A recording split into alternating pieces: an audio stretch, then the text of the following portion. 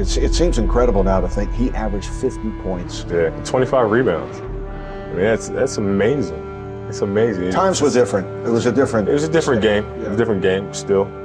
50 points, 25 rebounds. It's 50 points and 25 rebounds. It's a credit to what a physical specimen he was and how talented he was. I'm glad the three-point line wasn't around for him. But he would have figured that out probably too, so I'm glad I played in this era, let's put it that way. Wilt averaged 50 in one season. Averaged 50 points and 25 rebounds. And then people said that he was selfish. So you know what he did? Went back and led the league in assists. The winning is only important if you beat the best. My friend Wilt Chamberlain was far and away the best player I've ever played against. I've never seen anything like that. That's unhuman. What he did and his dominance to get 100 points in one game, and with the physicality that he played with, where people were basically trying to take him out, and they couldn't. He was too strong. One of the most dominant forces we ever had in our game, along with Shaq. One of the greatest Lakers that ever played a game. 100-point scorer. One of the greatest scorers, rebounders ever. Played this game. Multi-sport dimension type of athlete. Somebody people's never seen someone like that in that era. So just dominant in all walks of life, not only just basketball, but just period. Wilt was unbelievable, man.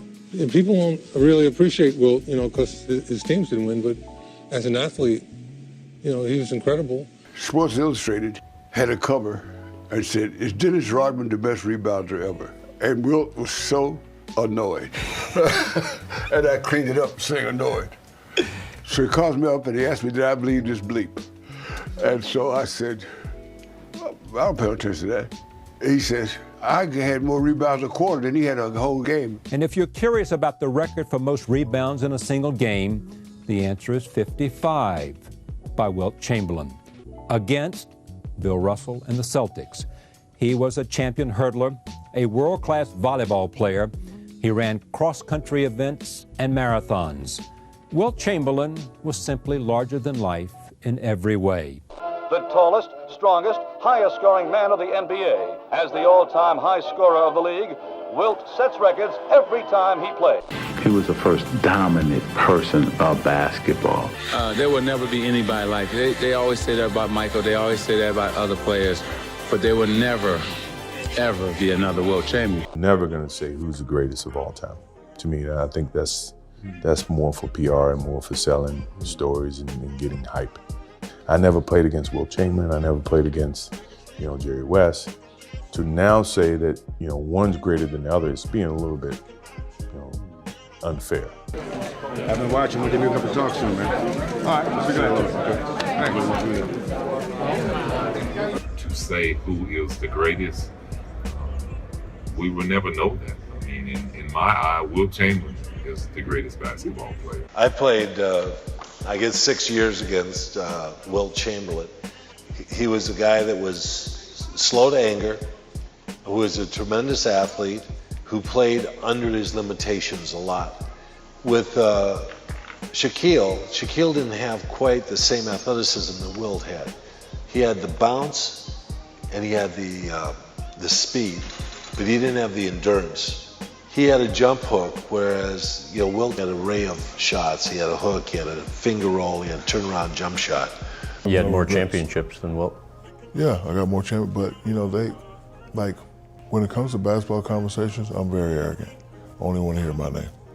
So when they say who's the most dominant player ever, I want them to say my name. I don't want them to be like, maybe Wilt, maybe Shaq. That don't fly with me. I want them to say Shaq. Does that really bother you? Yeah, it does. Because that was my niche. I wasn't going for the greatest player niche. I wasn't going for, the best. I wasn't going for that because those words are just thrown out. Words like most dominant, you got to earn that. Well, as formidable as Shaq was physically, just stalwart, 300 pounds of steel and agility and athleticism. Wilt was all of that. And I saw him play. I was in grade school and high school. I saw him average 55 points a game. I saw him play a number of times that year. The year he averaged 30 rebounds, I believe it was, a game.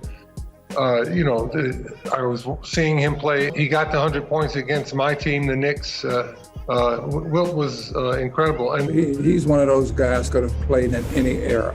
I think he is the most dominant basketball player of all time. I'm mad because I wanted to pass him up in points. Now, if I would have passed him up, I would have arrogantly said Shaquille O'Neal's the most dominant player ever. Don't ever ask me the question again. Yeah, I got more rings than him, but he got more 50-point games, he got more rebounds, and he has more points. LeBron James is going to have his number retired with the Heat and with the Cavs. 3 teams have retired Wilt's number. Just think about that for a second. Shaq, the Heat, the Lakers. Not the Celtics. Not the Cavs. For him to remain so very dominant, he's in a category of his own. That's why I wanted to make sure that every time you hear his name and somebody's shooting after one of his records, we give a little in-depth information about actually why Wilt Chamberlain is one of the top basketball players to ever do it. Meeting Wilt Chamberlain, it was like seeing someone that you never think you would see, you know? It's like seeing an angel that sometimes you think like, wow, you know, how would you react if you seen an angel? And that's how I was. When I seen him, I totally didn't know what to say or totally didn't know what to do. Here's a guy who scored 100 points and done so much for the game of basketball and sports in general that, you know, here he's giving me tips and pointers on how to better myself. And told me I was a great young man, and I just walked away. I think I said, thank you, Mr. Chamberlain, and walked off, and I'll never forget that day. We have looked at Wilt Chamberlain like this anomaly, like we sort of made him up. There's no video of when he scored 100 points. Like it's, walking on the moon. No, he's sort of Neil Armstrong, but we acknowledge Neil Armstrong. Wilt's 50. Did you feel like that's something he could have done every year? No, that's special. That's once in a lifetime. In fact, I told him, I said, you know, Wilt, I think I'm the only guy on this planet that knows how really good you are. Because he was smart on top of everything else. He was the smartest guy I played against. When I was a rookie, Wilt was a freshman at Kansas. We played a Sunday game in St. Louis. And he drove to St. Louis from Kansas and looked me up, and we spent the day together on Saturday. And you'd never met him before that? No. And nobody knew that we knew each other. He'd come past my house on Thanksgiving because we played Philly, Boston all the time, sleep in my bed, eat the food, sleep in my bed, and go out there and whip my butt. You understand? And my mother would say, no, Wilt, we shouldn't feed Bill so well the next time. Whatever. But yeah, well. I think that if you had to analyze all of the centers who have played the game before, as far as basketball skills are concerned, there's never been anybody to accomplish what Wilt Chamberlain has accomplished. And he was an incredible human being, an incredible physical specimen, and a great athlete. And I don't think anybody will come along who will be able to match the records that Wilt has accomplished. Why is it that we don't recognize Wilt Chamberlain? When the topic comes up, greatest players of all time, Wilt Chamberlain's name never comes up. Really doesn't. He didn't win enough, but he was going against the Celtics every single year. And we sort of forget that Wilt was dominating. But when you see Michael Jordan, I'm a product of modern basketball, modern technology. But all the great achievements come from Oscar Robertson, Kareem Abdul-Jabbar, Wilt Chamberlain, all the athletes, all the basketball players way before Michael Jordan. I just got the fruit of the labor, I guess. I learned so much from these guys watching them, and I've kind of gained more of the publicity and more of the notoriety because of me learning from what they have done years way before me.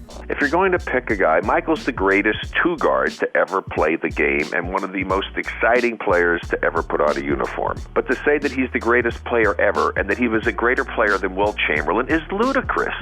I mean, it's ludicrous.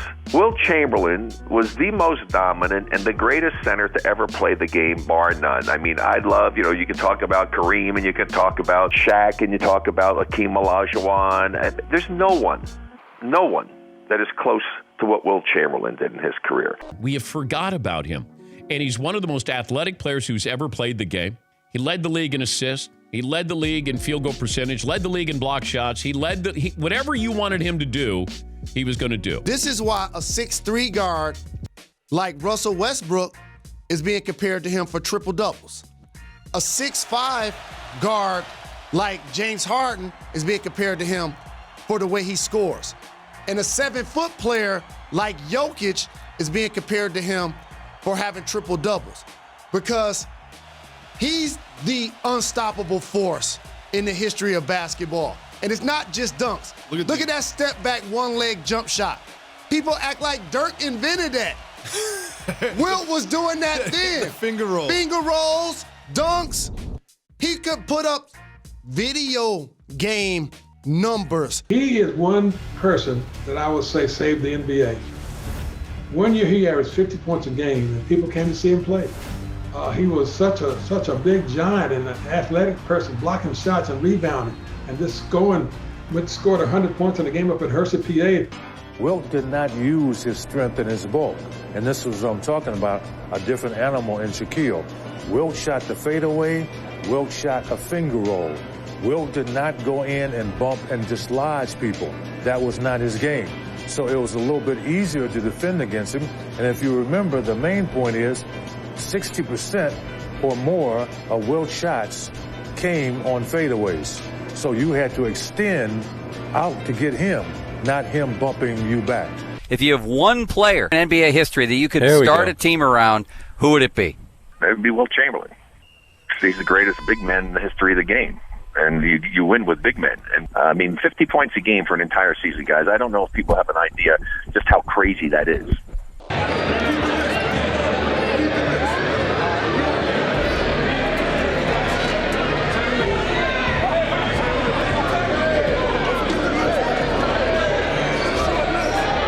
The records that sort of stand out to me, besides the 100-point game, 48.5 minutes he averaged in a season. Of course, only 48 minutes in the game because he played every minute of every game plus overtime. Okay, that is incredible. Also, he never fouled out a game in his entire career. Now, this is a center, by the way. He would go block shots, play defense, and he was smart enough to avoid fouls and stay on the floor.